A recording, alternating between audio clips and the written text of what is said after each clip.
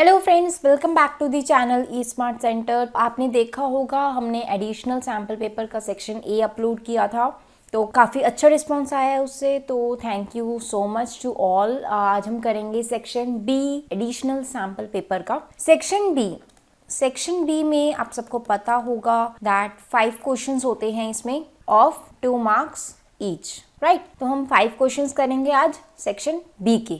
Clear? Section B का first question जो आपका सैम्पल पेपर का 21st क्वेश्चन होगा वो है a forester wants to plant 66 apple trees, 88 banana trees and 110 mango trees in equal rows in terms of number of trees. Also, he wants to make distinct roots of the trees, only one type of tree in one row. Find the minimum number of rows required. एक forester ने क्या करना है, trees लगाने हैं जिसमें से 66 जो होंगे वो एप्पल ट्रीज होंगे, 88 होंगे बनाना ट्रीज एंड 110 होंगे मैंगो ट्रीज। इक्वल रोज में लगाने हैं और उसको देखना है कि कितने नंबर ऑफ रोज में उसके ये सारे ट्रीज जो हैं वो लग जाएंगे। तो मिनिमम नंबर ऑफ रोज निकालना है। सबसे पहले हमें क्या ध्यान देना पड़ेगा कि जब भी हमें मिनिमम नंबर निकालना हो इस टाइप के क्वेश्चंस में तो हम क्या निकालते हैं, HCF। तो 66, 88, 110 ये हमारे पास ट्रीज हैं। 66 के फैक्टर्स निकालेंगे। 66 के फैक्टर्स मैं ऐसे बताती हूँ आपको, अदरवाइज आप डायरेक्टली भी लिख सकते हो। 2 के टेबल में जाएगा 33 पे, 3 पे जाएगा 11 और ये 11 हो गया 1 पे। तो फैक्टर्स क्या हो गए, 2 × 3 × 11, ये हो गया 66 के। सिमिलरली 88 के फैक्टर्स अगर हम बनाएंगे, 2 पे डिविजिबल होगा सबसे पहले, 44 पे जाएगा, फिर से 2 पे जाएगा, 22 से मल्टीपल होगा, फिर से 2 पे 11 आएगा एंड देन 11 और ये 1। जब लास्ट में 1 आ जाएगा इसका मतलब हमारे पास और डिवाइड करने के लिए कुछ भी नहीं है, हम वहीं स्टॉप कर देंगे। तो 88 के फैक्टर्स क्या आ जाएंगे, 2 × 2 × 2 × 11। अब देखो 2 कितने टाइम्स है, 3 टाइम्स है, तो इसको हम 2 का क्यूब × 11 लिख सकते हैं। क्लियर? चल अब 110 के फैक्टर्स बनाने के लिए हम ऐसे लिखेंगे, 2 के टेबल में जाएगा 2 5 10, 2 5 10, 5 के टेबल में 11 पे जाएगा एंड देन 11 1 पे। तो फैक्टर्स क्या बने, 2 × 5 × 11। फैक्टर्स निकाल लिए हमने तीनों नंबर्स के। अब मैंने अभी आपको बताया था HCF कैसे निकालते हैं। HCF ऑफ 66, 88 एंड 110 का HCF निकालने के लिए हम तीनों नंबर्स में जो हमने फैक्टर्स बनाए हैं उनमें से कॉमन जो कॉमन होगा वो हम ले लेंगे। 2 कॉमन है, यहाँ पे 2 1 टाइम है, यहाँ 3 टाइम है, यहाँ 1 टाइम है, तो कॉमन लोएस्ट डिग्री लेते हैं तो 1 ही आएगा यहाँ पे। 3 यहाँ है, यहाँ नहीं है, यहाँ भी नहीं है, तो 3 इसका कॉमन फैक्टर नहीं बनेगा। ये 11 कॉमन है तो 11 कॉमन ले लिया। 11 × 2 इज 22, तो total number of rose required कितनी हो जाएंगी, 22। क्लियर है? समझ में आया ये क्वेश्चन? तो सिंपल सी बात ये है कि हमें क्या करना होता है, HCF निकालेंगे जब भी हमें मिनिमम नंबर निकालना हो। चलो नेक्स्ट क्वेश्चन पे चलते हैं अपने। नेक्स्ट क्वेश्चन है हमारा, if alpha and beta are the zeros of x² - x - 2 form a quadratic polynomial whose zeros are 2 alpha plus 1 and 2 beta plus 1। हमें क्या बोला है कि अल्फा बीटा इस वाली क्वाड्रेटिक इक्वेशन की जीरोस हैं। फॉर्म अ क्वाड्रेटिक पॉलिनोमियल, हमें इस वाले क्वाड्रेटिक पॉलिनोमियल की जीरोस गिवन है और हमें बोला है एक और क्वाड्रेटिक पॉलिनोमियल हमें बनानी है जिसके जीरोस क्या होंगे, 2 alpha plus 1 and 2 beta plus 1, right. x² - x - 2 ये हमें पॉलिनोमियल गिवन है, वेरिएबल है इसमें x, ठीक है। जीरोस क्या है इसमें, zeros are alpha and beta. एक और पॉलिनोमियल बनानी है जिसमें जीरोस क्या है, 2 alpha plus 1 and 2 beta plus 1। अब देखो एक चीज है, क्वाड्रेटिक पॉलिनोमियल बनाने का एक फॉर्मूला होता है x² minus sum of zeros into x plus product of zeros. ये एक फॉर्मूला है जिससे आप क्वाड्रेटिक पॉलिनोमियल बना सकते हैं। सम ऑफ जीरोस अगर हम लिखें क्या होगा, ये एक जीरो है, ये दूसरी जीरो है, इनका सम क्या होगा 2 alpha plus 1 plus 2 beta plus 1। इसको सॉल्व करते हैं 2 alpha plus 2 beta and this one comes out to be plus 2। तो अगर हम यहाँ से 2 कॉमन लेते हैं, अल्फा प्लस बीटा प्लस 1, हमारे पास ये आ जाएगा sum of zero. Next product of zeros. Product of zeros के दोनों ज़ीरोज़ को हम मल्टीप्लाई कर देंगे 2 alpha plus 1 into 2 beta plus 1। 2 alpha into 2 beta क्या हो जाएगा 4 alpha beta. 2 alpha plus into 1 हो जाएगा 2 alpha, 1 into 2 beta 2 beta and 1 into 1 is 1। तो हम लिख सकते हैं इसको 2 alpha plus 2 beta plus 4 alpha beta plus 1। Sum of zeros, product of zeros in terms of alpha and beta हमने निकाल लिए। अब देखो, अब इसको हम ऐसे थोड़ा सा सिंप्लीफाई कर देते हैं 4 अल्फा बीटा प्लस 1। इसे हमने क्यों किया, ताकि हमारे पास अल्फा प्लस बीटा और अल्फा इंटू बीटा अलग से आ गया। अब देखो सम ऑफ जीरोस यहाँ क्या है अल्फा इन बीटा, तो अल्फा प्लस बीटा हो जाएगा यहाँ पे। सम ऑफ जीरोस का एक फॉर्मूला होता है minus B by a, right.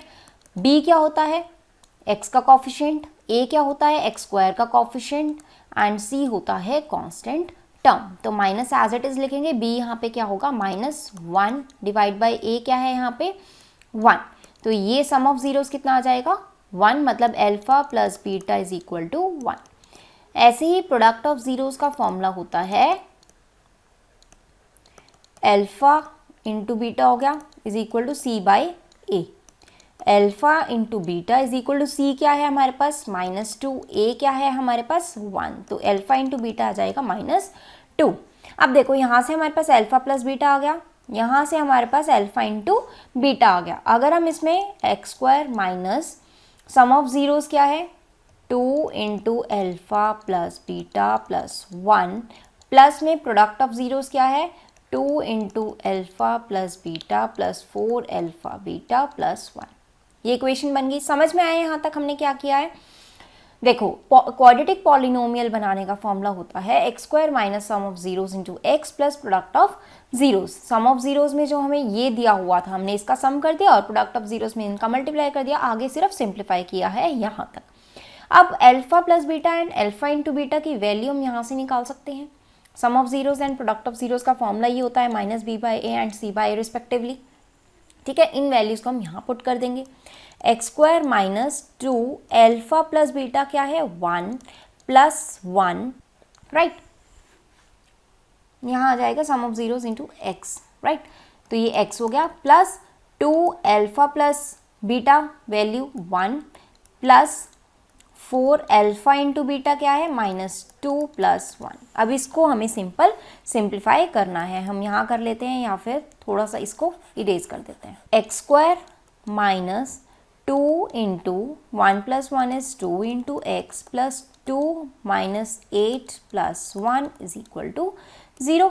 X square minus 4x, अब देखो 2 प्लस 1 इज 3, 3 माइनस 8 इज -5। तो हमारे पास क्या आ जाएगा x square minus 4x minus 5 is equal to 0 हमारे पास आ जाएगा क्वाड्रेटिक पॉलिनोमियल।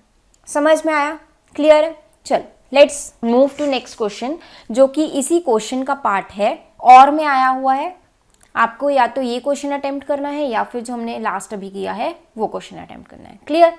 चलो ये स्टार्ट करते हैं question. If alpha and beta are the zeros of f x is equal to 2x square plus 5x plus k such that एक alpha square plus beta square plus alpha into beta is equal to 21 divide by 4, find the value of k।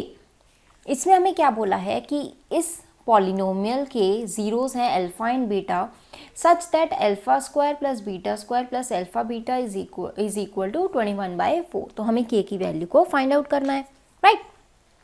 सबसे पहले हम polynomial लिखेंगे 2x square plus 5x plus k, ये हमारे पास polynomial हुआ। इसकी zeros क्या है, अल्फ़ा एंड बीटा। रिलेशन हमें दिया हुआ है एक, alpha square plus beta square plus alpha beta is equal to 21/4। ठीक है, अब देखो यहाँ से आप क्या कर सकते हो, आपके पास a है 2, b है 5, क्या होता है a क्या होता है x स्क्वायर का कोफिशिएंट, b होता है x का कोफिशिएंट एंड c होता है कांस्टेंट दैट इज k। अगर आप देखो alpha and beta are the zeros of this polynomial, और अल्फा प्लस बीटा मतलब सम ऑफ जीरोस का फॉर्मूला होता है -b/a। मैंने अभी लास्ट क्वेश्चन में भी आपको बताया था, क्लियर है। तो -b मतलब -5 हो गया, a की वैल्यू है 2, हमारे पास आ गया alpha plus beta is equal to -5/2, ये रिलेशन आ गया। अब हम क्या करेंगे, इसको स्क्वायरिंग बोथ साइड्स। अब मेरे को कैसे पता चला कि मैंने स्क्वायर ही करना है इस रिलेशन को, क्यों, अगर मैं इसको स्क्वायर करती हूँ तो मेरे पास alpha square plus beta square plus 2 into alpha beta आ जाएगा, कुछ इससे मिलता जुलता हो जाएगा वो। ठीक है, तो मैं स्क्वायरिंग करूँगी, अल्फा प्लस बीटा का whole square is equal to -5/2 का होल स्क्वायर। फॉर्मूला लगेगा कौन सा, a प्लस बी का होल स्क्वायर क्या होता है, a square plus B square plus 2ab। Clear, तो alpha square plus beta square plus 2 into alpha into beta, formula लग गया, -5/2 का होल स्क्वायर हो जाएगा 25/4। समझ में आया। अब देखो एक चीज़ देखो आप, अगर alpha square plus beta square और 2 अल्फा बीटा को मैं स्प्लिट करके लिख दूँ, मतलब मैं ऐसे लिख दूँ, मैं रफ में बता रही हूँ आपको, अगर मैं ऐसे लिख दूँ इसको, मेरी कोई इक्वेशन में फ़र्क पड़ेगा नहीं, because alpha beta plus alpha beta क्या हो जाएगा, 2 अल्फा बीटा। तो मैं इसको अगर ऐसे स्प्लिट कर दूँ, alpha square plus beta square plus alpha beta is equal to 25/4। अब देखो ये वाले टर्म की वैल्यू मेरे पास है, गिवन है मेरे पास क्वेश्चन में, alpha square plus beta square plus alpha beta क्या हो जाएगा 21/4 plus alpha into beta is equal to 25/4। इसको सॉल्व करती हूँ मैं, 25/4 माइनस 21/4, 25 माइनस 21 कितना हो जाएगा 4/4, ये आ गया 1। तो अल्फा बीटा आपके पास आ गया 1, अल्फा इंटू बीटा क्या आ गया आपके पास 1।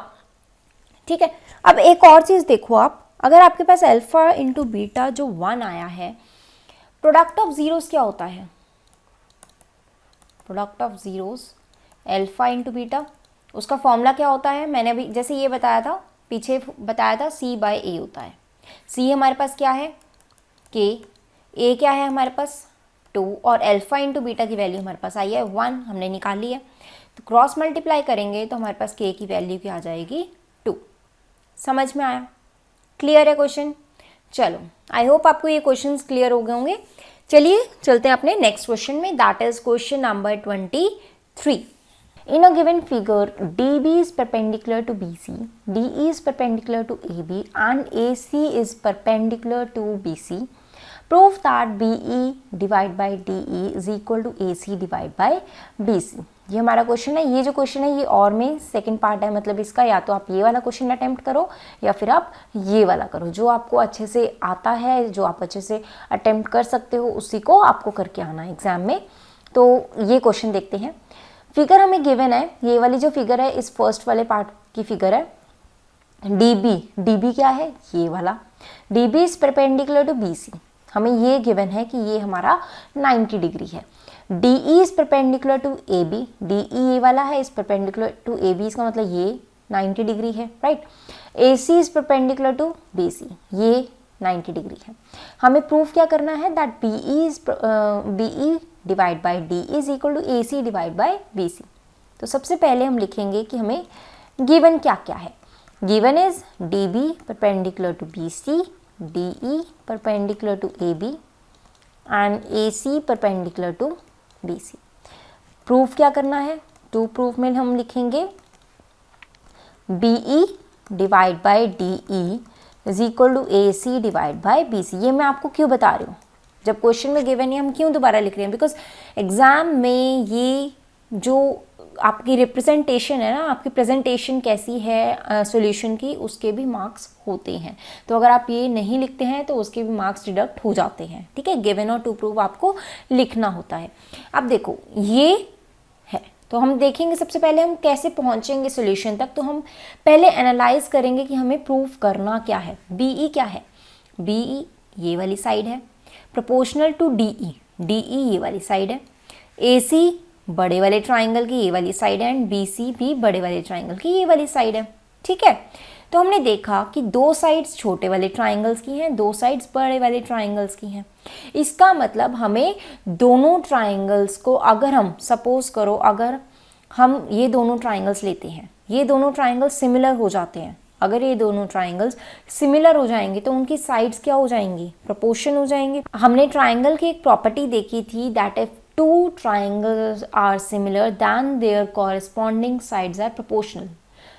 नोट करो, इसको बहुत ही ध्यान से सुनना कि दो ट्राइंगल्स सिमिलर हैं तो उसकी साइड्स प्रोपोर्शन होंगी, साइड्स इक्वल नहीं होंगी। ऐसा नहीं है कि अगर ये दोनों ट्राइंगल्स इक्वल हैं तो DE इक्वल टू BC हो गया, या फिर AB is equal to BE हो गया, ऐसा नहीं होता। साइड्स इक्वल नहीं होंगी, बट कॉरेस्पॉन्डिंग साइड्स क्या होंगी? प्रोपोर्शनल हो जाएंगी। देखते हैं प्रूफ में। तो सबसे पहले हमने क्या करना है, हमें करना है इन दोनों ट्राइंगल्स को सिमिलर। देखो ये वाला 90 डिग्री और ये वाला 90 डिग्री हमें गिवन है, हमें क्वेश्चन में गिवन है ना, that angle DEB and BCA दोनों 90 डिग्री हैं तो दोनों इक्वल हुए। ठीक है, अब आप एक चीज़ देखो, ये पूरा एंगल जो है, एंगल B ये 90 डिग्री का है, तो ये एंगल कितना हुआ? अगर ये पूरा एंगल 90 डिग्री का है तो ये एंगल क्या हो गया? 90 डिग्री माइनस एंगल, मतलब ये पूरा 90 का है तो इसमें से ये वाला एंगल माइनस कर दोगे तो ये वाला एंगल आ जाएगा ना, तो ये एंगल कौन सा है? ABC। ठीक है, ऐसे ही ये वाला एंगल आपने निकाल लिया 90 डिग्री माइनस एंगल ABC, ये वाला एंगल कौन सा हो जाएगा? 90 degree minus angle DBE।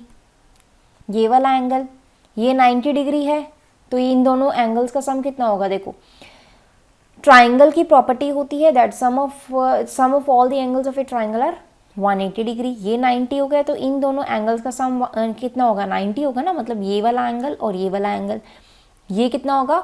90 degree होगा। अब दोनों का 90 डिग्री है तो 90 में से अगर हम इस एंगल को माइनस कर देंगे, DBE को, एंगल DBE को माइनस कर देंगे, ये वाला एक बार छोड़ देते हैं, इसकी ज़रूरत नहीं है हमें। ठीक है, अगर हम 90 डिग्री में से एंगल DBE ये वाला एंगल माइनस कर देंगे तो हमारे पास ये वाला एंगल आ जाएगा। ठीक है, इस पूरे में से ये वाला एंगल माइनस कर देंगे तो ये वाला एंगल आ जाएगा। समझ में आई? ये 90 कैसे लिए आपको क्लियर हुआ? क्यों? ये 90 हमें गिवन है तो इन दोनों एंगल्स का सम कितना होगा? ये वाला एंगल और ये वाला एंगल 90 डिग्री होगा ना, तभी तो सारे एंगल्स का सम कितना होगा? 180 डिग्री होगा ट्राइंगल में। तो 90 में से मैंने इस एंगल को माइनस कर दिया तो मेरे पास क्या आ गया? 90 डिग्री माइनस एंगल DBE, मतलब ये वाला एंगल आ गया। ठीक है, अब आप देखो ये वाला angle 90 degree minus angle DBE बना और ये वाला एंगल भी तो 90 डिग्री माइनस एंगल DBE बना, तो मतलब ये वाला एंगल और ये वाला एंगल इक्वल हो गया। तो हम कह सकते हैं कौन सा angle? D and D, triangle similar हो गए, D एंड D, दोनों ट्राइंगल्स सिमिलर हो गए ना। क्यों? क्योंकि ये वाला एंगल हमने बोल दिया इक्वल है, ये वाला एंगल भी हमने बोल दिया इक्वल है। अगर किसी भी दो ट्राइंगल्स में दो एंगल्स इक्वल होंगे तो वो ट्राइंगल्स क्या हो जाएंगे? सिमिलर हो जाएंगे। क्यों? क्योंकि अगर दो एंगल्स इक्वल हैं तो तीसरा एंगल भी तो इक्वल होगा। ठीक है, तो D किसके इक्वल है? B के, मतलब बड़े वाले ट्राइंगल का B एंगल और छोटे वाले ट्राइंगल का D एंगल इक्वल होंगे। ये वाला एंगल छोटे वाले ट्राइंगल में E एंगल और बड़े वाले ट्राइंगल का C एंगल इक्वल है। बचा कौन सा? ये वाला B, और बड़े वाले ट्राइंगल में से कौन सा एंगल बचा? E। तो मतलब DEB is similar to triangle BCA। हम लिख भी देते हैं कैसे? Angle DEB is equal to angle ACB, each 90 degree. ठीक है, angle A B C is equal to angle, sorry A B C कितना हो जाएगा 90 degree minus angle D B E. इसको फर्स्ट इक्वेशन ले लेते हैं, ये वाला angle, angle angle B D E क्या हो जाएगा, ये वाला एंगल कितना हो जाएगा 90 डिग्री माइनस ये वाला एंगल, तो 90 degree minus angle D B E, ये सेकंड ले लेते हैं। ठीक है, फ्रॉम फर्स्ट एंड सेकंड अगर राइट हैंड साइड इक्वल है तो लेफ्ट हैंड साइड भी इक्वल होगी, तो हम बोल सकते हैं angle A B C is equal to angle B D E. In triangle हम ऐसे लिखते हैं, in triangle this and this, तो हमने बोल दिया ये वाला एंगल और ये वाला एंगल इक्वल है, तो triangle D E B is similar to triangle B C A, कौन सी प्रॉपर्टी से, ए प्रॉपर्टी से। ठीक है, अब अगर दो ट्राइंगल्स सिमिलर हैं तो उसकी प्रोपोर्शन, कॉरस्पॉन्डिंग साइड्स भी प्रोपोर्शन में होंगी। कॉरस्पॉन्डिंग साइड्स कौन सी होती हैं, ये वाली, फर्स्ट सेकंड, इसकी भी फर्स्ट सेकंड लिख लेते हैं। E D divide by B C is equal to B E divide by A C, right, is equal to first and third ले लेते हैं, बी डी डिवाइड बाई इसका फर्स्ट एंड थर्ड क्या बनेगा, A B, bye CPCT कर लेते हैं। ठीक है, अब देखो हमें कौन सी साइड्स चाहिए, BE मतलब ये वाली चाहिए हमें, एंड DE और BC चाहिए मतलब ये वाली चाहिए। तो हम थर्ड वाले को अगर इग्नोर कर दें क्योंकि हमें उसकी ज़रूरत नहीं है, तो हम क्या लिखेंगे इसको, BE divide by AC is equal to DE divide by BC। Arrange कर लिया इसको। अब देखो क्रॉस मल्टीप्लाई कर लो, BE इस DE को नीचे ले आओ और AC को ऊपर ले आओ, तो आपके पास वही मिल जाएगा जो आपको चाहिए। हेंस क्लियर है? दोबारा समझाऊं इसको, चलो देखते हैं। दो ट्राइंगल्स लिए हमने, ABC एंड BDE, ये दो ट्राइंगल्स लिए। हमें गिवन था कि ये वाला एंगल और ये वाला एंगल, इसको इरेज कर देते सो दैट आपको मैं फिर से समझा पाऊँ। ठीक है, अब जो मैंने लिखा हुआ है उसको देखते रहना और आपको ज़्यादा अच्छे से क्लियर हो जाएगा। हमें गिवन है कि ये वाला एंगल और ये वाला एंगल इक्वल है इन दो ट्राइंगल्स में। ठीक है, अब हमें गिवन है ये पूरा एंगल, ये वाला 90 डिग्री है, तो ये वाला एंगल क्या होगा 90 डिग्री माइनस दिस, ये एंगल कौन सा है, एंगल DBE। ठीक है, ये वाला एंगल देखो ये 90 डिग्री है, तो ये angle D and angle B इन दोनों का सम भी क्या होगा 90 डिग्री होगा। तो अगर मुझे एंगल D निकालना है तो 90 डिग्री माइनस एंगल DBE करूँगी। अब देखो ये वाला एंगल भी 90 डिग्री माइनस एंगल DBE है और ये भी 90 डिग्री माइनस एंगल DBE है, तो मैं कह सकती हूँ ये वाला एंगल और ये वाला एंगल इक्वल होंगे, तो मैंने बोल दिया, और ये 90 डिग्री हो गया। किसी भी दो ट्राइंगल्स के अगर दो एंगल्स इक्वल हैं तो वो ट्राइंगल्स क्या हो जाते हैं, सिमिलर। अब अगर वो सिमिलर हैं तो उसकी कॉरेस्पॉन्डिंग साइड्स क्या होंगी, प्रोपोर्शन में इक्वल होंगी, उनकी कॉरेस्पॉन्डिंग साइड्स का जो प्रोपोर्शन है वो इक्वल होगा, तो मैंने ये लिख दिया। अब इस वाली साइड की, इस वाली रेशियो की मुझे ज़रूरत नहीं थी, इसलिए मैंने इसको हटा दिया और इन दोनों को अरेंज करके मेरे पास आंसर आ गया। इसमें जो मेन पॉइंट है वो ये है कि जब दो ट्राइंगल्स को आप सिमिलर करते हैं, आप जब दो ट्राइंगल्स को सिमिलर करते हैं तो वो आपने किस ऑर्डर में लिखा है ये आपको आना चाहिए कि आपको जो एंगल इक्वल है वो कॉरेस्पॉन्डिंग एंगल्स जो एंगल्स इक्वल हैं वो बराबर उस पे पोजीशन पर आने चाहिए। जैसे सपोज करो ABC एंड BDE ये दोनों ट्राइंगल्स क्या हैं, सिमिलर हैं। ठीक है, मतलब एंगल A जो है एंगल B के इक्वल होगा, एंगल B जो है एंगल D के इक्वल होगा और एंगल C जो है एंगल E के इक्वल होगा।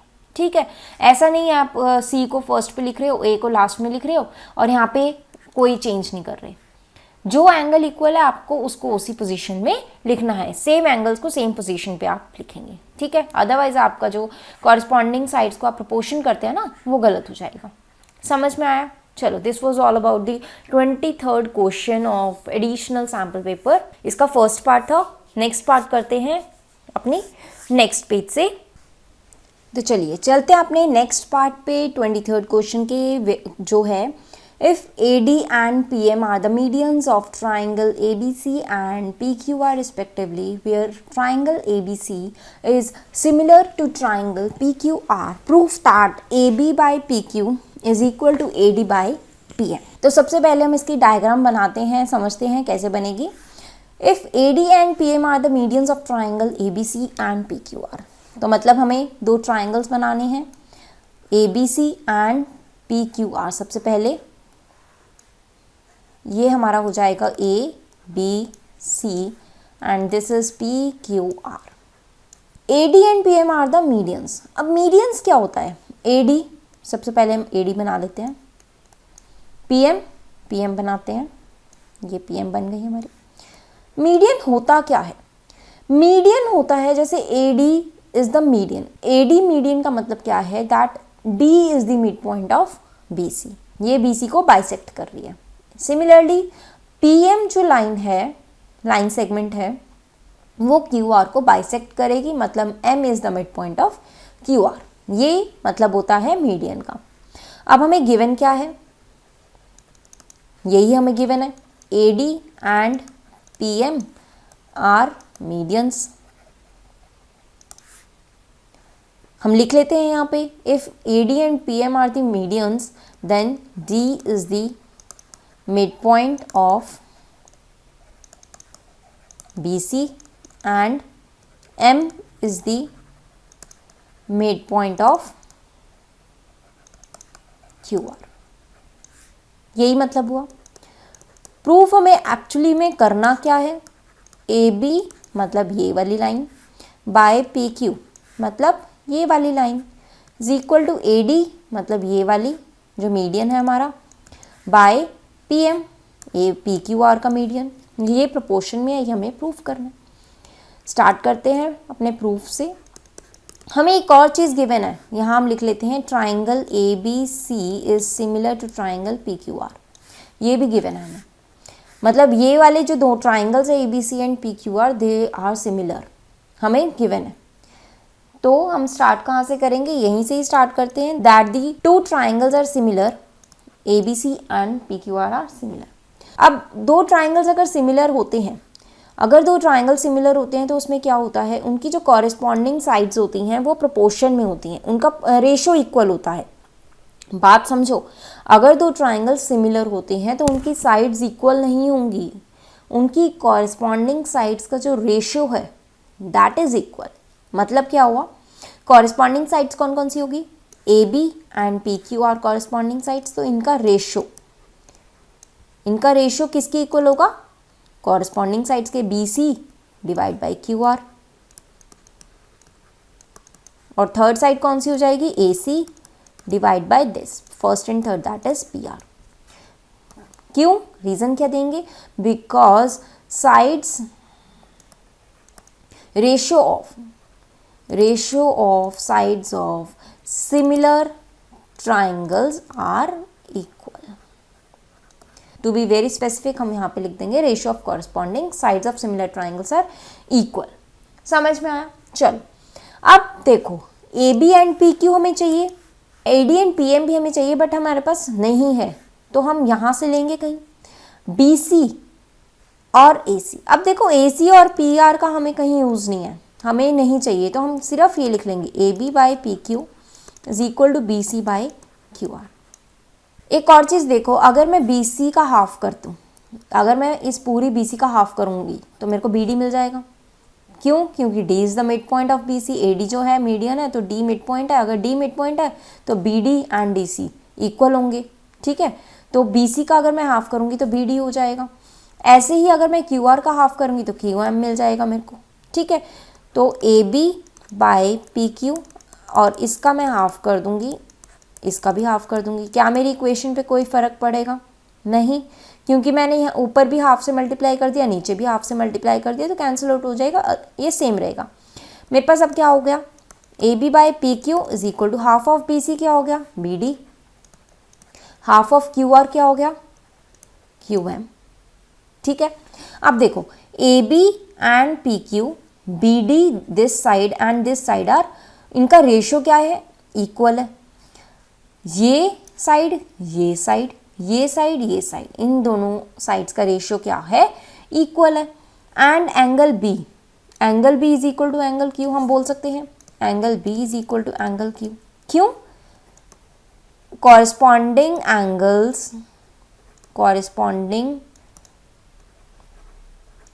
Angles of similar triangles are equal. हमें बोला है क्वेश्चन में that triangle ABC is similar to triangle PQR, तो इसके सारे के सारे एंगल्स क्या होंगे, इक्वल होंगे ना, कॉरेस्पॉन्डिंग एंगल्स क्या होंगे, इक्वल होंगे। तो angle B is equal to angle Q हमने बोल दिया। अब देखो ये साइड और ये साइड का रेशो, ये साइड और ये साइड का रेशो इक्वल था, तो इन दोनों के बीच का एंगल हमने बोल दिया कि ये भी इक्वल है। तो हम SAS प्रॉपर्टी से क्या बोल सकते हैं, that these two triangles are similar. कौन कौन से ट्राइंगल्स, ABD एंड PQM बोल सकते हैं ना। Therefore we can say that triangle ABD is similar to triangle PQM। Yes और no, side angle side property होती यही है ना कि दो साइड्स के बीच का एंगल, अगर एंगल दोनों का सेम हो और दोनों की जो साइड्स हैं उनका रेशियो सेम हो, तो वो ट्राइंगल्स क्या हो जाते हैं, सिमिलर हो जाते हैं। तो हमने वही प्रूफ कर दिया। अब इनकी कॉरस्पॉन्डिंग साइड्स ले लेते हैं। AB by PQ is equal to BD by QM is equal to AD by PM। Proof हो गया। क्या हुआ, AB by PQ is equal to AD by PM, यही हमें प्रूफ करना था। बीच वाली साइड की हमें ज़रूरत नहीं है, तो हम उसको ओमिट कर सकते हैं। AB by PQ is equal to AD by PM हमने प्रूफ कर दिया, हेंस प्रूफ्ड। समझ में आया ये क्वेश्चन। ये भी कैसे लिखा हमने, ratio of corresponding sides of similar triangles are equal, ये वाली जो रीज़न था। समझ में आए, ये क्वेश्चन क्लियर हो गया। ठीक है, तो ये आप 23rd क्वेश्चन का सेकंड पार्ट था। Now let's move to our next question, that is question number 24। तो चलिए चलते हैं अपने नेक्स्ट क्वेश्चन पे, that is question number 24 and the question says in given figure a circle is inscribed in a quadrilateral ABCD in which angle B इज 90 degree. ये एंगल हमें 90 डिग्री गिवन है। इफ AD मतलब दिस लेंथ कितनी है, 23 centimetre. AB मतलब ये वाली कितनी है, 29 सेंटीमीटर। एंड DS कितनी, ये वाली कितनी दी हुई है, 5 centimetre. Find the radius that is R of a circle. ठीक है, तो हमें क्या है, एक सर्कल जो है वो क्वाड्रिलेटरल ABCD के बीच में है इंस्क्राइब किया हुआ है। हमें एंगल B गिवन है, दो साइड्स गिवन है, एक DS साइड गिवन है, हमें रेडियस R निकालना है। तो स्टार्ट कैसे करेंगे, देखो आपको दिया हुआ है DS is equal to 5 centimetre. अगर DS 5 सेंटीमीटर है तो DS जो है वो DR के इक्वल होगा। क्यों होगा, देखो ये DS और ये DR, ये क्या है, they both are the tangents from the same point. एक ही पॉइंट से टेंजेंट है सर्कल पे, और एक हमारी थ्योरम कहती है the two tangents from the same point of a circle are equal in length. तो हम बोल सकते हैं ये दोनों क्या हो जाएंगे, 5 सेंटीमीटर। रीजन में लिख देंगे टेंजेंट्स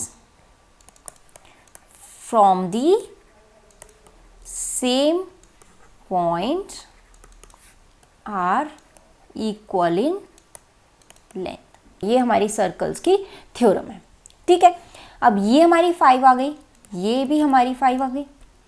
ये 5 है, AD हमें गिवन है, AD हमें गिवन है 23 सेंटीमीटर। अब AD गिवन है, DS हमने DR हमने निकाल ली, 5 सेंटीमीटर है। तो AR कितनी हो जाएगी, AR हमारी ये पोर्शन कितना हो जाएगा, AD पूरा में से अगर हम DR को माइनस कर देंगे हमारे पास क्या आ जाएगी, AR आ जाएगी। AD कितनी गिवन है, 23, DR कितनी है, 5। तो 23 माइनस 5 कितना हो जाएगा, 18 सेंटीमीटर। ठीक है, AR हमारे पास आ गई 18 सेंटीमीटर। अब देखो इंटरेस्टिंग चीज़ क्या है, ये 18 आ गई, ये इस पॉइंट से क्या है, दो टेंजेंट्स हैं, A are and A Q R both the tangents from the same point. तो अगर ये 18 है, ये भी तो ए क्यू भी तो 18 होगी, तो हम कह सकते हैं A R is equal to A Q is equal to 18 centimetre. Reason same होगा, tangents from the same external point are equal in length. ठीक है, हमारे पास ए क्यू आ गई अब 18 सेंटीमीटर। अब देखो ये 18 है, पूरी हमें गिवन है, ए बी हमें क्या गिवन है 29 सेंटीमीटर, ए बी हमारे पास है 29 सेंटीमीटर। ए क्यू हमने निकाल ली 18, तो जो बची होगी वो ये बी क्यू कितनी हो जाएगी, A B minus A Q. A B कितनी है 29 सेंटीमीटर माइनस ए क्यू कितनी है 18 सेंटीमीटर। 29 माइनस 18 क्या हो जाएगी 11 सेंटीमीटर। अब हमारे पास ये वाली साइड जो आ गई 11 सेंटीमीटर, ये वाली साइड जो हमारे पास 11 सेंटीमीटर होगी। ठीक है, अब देखो B Q is equal to B P, B Q और बी पी क्या हो जाएंगे, इक्वल होंगे। रीज़न सेम, ऊपर से अकॉर्डिंग टू थ्योरम लिख देते हैं। ठीक है, 11 centimetre tangents from the same point are equal in length, B Q is equal to B P, because B point से दोनों सर्कल पे टेंजेंट बना रही हैं। अब देखो ये साइड हमारी 11 हो गई। ठीक है, साइड्स का कॉन्सेप्ट हमारा यहाँ खत्म हो जाता है। अब आता है एंगल का कॉन्सेप्ट। हमें गिवन है एंगल बी इज 90 डिग्री। अगर एंगल बी 90 डिग्री है, देखो जो A B and B C है ना, वो टेंजेंट्स हैं सर्कल पर, तो ये वाला एंगल और ये वाला एंगल क्या होगा 90 डिग्री होगा। हम बोल सकते हैं angle P is equal to angle Q is equal to 90 degree. Reason क्या है, radius of a circle is perpendicular to the tangent of a circle. जो रेडियस होता है वो टेंजेंट के परपेंडिकुलर होता है। ये 90 हो गया, ये 90 हो गया, ये 90 हो गया। क्वाड्रिलेटरल में से अगर 3 एंगल्स 90 डिग्री हैं तो फोर्थ भी तो 90 डिग्री होगा। ठीक है, तो हम कह सकते हैं therefore B Q O P, कौन सा quadrilateral, B Q O P, this one, this quadrilateral is a square. क्यों, because all the angles are of 90 degree. ठीक है, अगर ये स्क्वायर है तो इसकी साइड्स क्या होंगी, सारी इक्वल होंगी। तो ये 11 है, ये 11 होगी, ये 11 है, तो बाकी रेडियस भी क्या हो गया 11 हो गया। तो हम बोल सकते हैं all the sides are equal, O Q is equal to Q B is equal to B P is equal to O P is equal to 11 centimetre. तो हमारे पास जो रेडियस है वो आ जाएगा 11 सेंटीमीटर। समझ में आया, क्वेश्चन क्लियर हो गया। 2 थ्योरम्स लगी हैं इसमें, एक तो टेंजेंट जो एक्सटर्नल पॉइंट से जो टेंजेंट बनती हैं वो दोनों टेंजेंट्स क्या होती हैं, इक्वल होती हैं। और दूसरी थ्योरम क्या लगी है, radius of a circle is perpendicular to the tangent to the circle. समझ में आया, चलो नेक्स्ट क्वेश्चन पे चलते हैं। नेक्स्ट क्वेश्चन है 25th that says if sin A minus cos A is equal to 0 for some acute angle A, then find the value of 2 tan square A plus 1 by cosecant square A plus 1। हमें given है sin A minus cos A is equal to 0 कोई acute angle A के लिए, find the value of this। देखो sin A minus cos A is equal to 0 है, sine A minus cos A है तो आप लिख सकते हैं sine A is equal to cos A. Sine and cos की वैल्यू सेम कब होती है, कौन से एंगल पे सेम होती है, angle for theta is equal to 45 degree sine theta is equal to cos theta. अब आप कहोगे हमने एंगल 45 ही क्यों लिया, कोई दूसरा एंगल भी तो हो सकता है, बट हमें बोला है कोई भी एक्यूट एंगल के लिए। एक्यूट एंगल कौन से एंगल्स होते हैं, that is less than 90 degree, और 90 डिग्री से छोटा एक 45 डिग्री ही एक ऐसा एंगल है जिसपे साइन थीटा और कॉस थीटा इक्वल होते हैं। ठीक है, तो आप कह सकते हो a is equal to 45 degree. इसमें दूसरी तरीके से हम देख सकते हैं sine a is equal to cos a।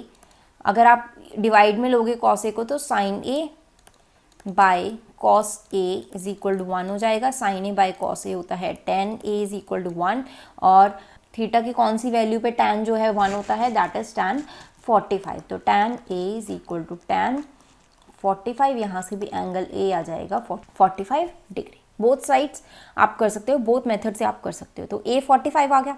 उसके बाद हमें क्या करना है, कुछ भी नहीं करना, हमारे पास एंगल की वैल्यू आ गई, हमें हर जगह पुट करनी है। ठीक है, पुट करो।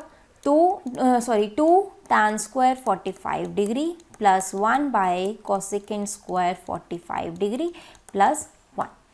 tan 45 अभी मैंने आपको बताया था क्या होता है, 1, तो 1 का स्क्वायर प्लस 1 बाय कोसेकेंड 45 की वैल्यू आपके पास होती है √2, तो ये हो जाएगा √2 का स्क्वायर प्लस 1, तो इसको सिंप्लीफाई करेंगे, 2 इंटू 1 स्क्वायर तो 2 रहेगा, प्लस 1 बाय √2 का स्क्वायर इज 2 प्लस 1, तो ये हो जाएगा 2 plus 1 is 3, 3 plus 1 by 2। LCM लेंगे 2 3 ज़ा 6 प्लस 1, सॉरी 2 3 ज़ा 6 प्लस 1, जो आपके पास आ जाएगा 7/2। तो इस क्वेश्चन का आंसर हो गया 7/2। इसमें मेन चीज़ क्या थी, आपको ये पता होना चाहिए आप एंगल कैसे निकालोगे, एंड दूसरा आपको 45 डिग्री पे सारे की सारी ट्रिग्नोमेट्रिक रेशियोज की वैल्यूज़ पता होनी चाहिए। अदरवाइज आपको एंगल्स की वैल्यूज सारे टेबल वो याद होना चाहिए। Sine theta, cos theta, tan theta, cot theta, cosecant theta and secant theta की वैल्यूज़ जो हैं 0 degree, 30 degree, 45 degree, 60 degree and 90 degree, ये वैल्यूज़ आपको याद होनी चाहिए। अगर आपको याद नहीं है तो मैंने आपको एक ट्रिक बताई हुई है, आप हैंड से कैसे उसको देख सकते हैं वो भी आप देख सकते हैं वीडियो को। अदरवाइज टेबल भी याद कैसे करना है वो भी मैंने आपको बताया हुआ है। So this was the last question of section B of additional sample paper. ये सैम्पल पेपर आपकी सीबीएसई की ऑफिशियल वेबसाइट पर मिल जाएगा। अगर आपको पीडीएफ चाहिए तो हमारे टेलीग्राम चैनल पर भी अवेलेबल है, आप हमारे चैनल पे सर्च करके देख सकते हैं उस पर। तो नेक्स्ट सेक्शन सी हम नेक्स्ट वीडियो में लेकर आएंगे। तब तक के लिए प्रैक्टिस करिए, पेपर अपना अच्छा दीजिए, ऑल द बेस्ट, और सैम्पल पेपर करके अपनी प्रिपरेशन को बूस्ट अप कर दीजिए।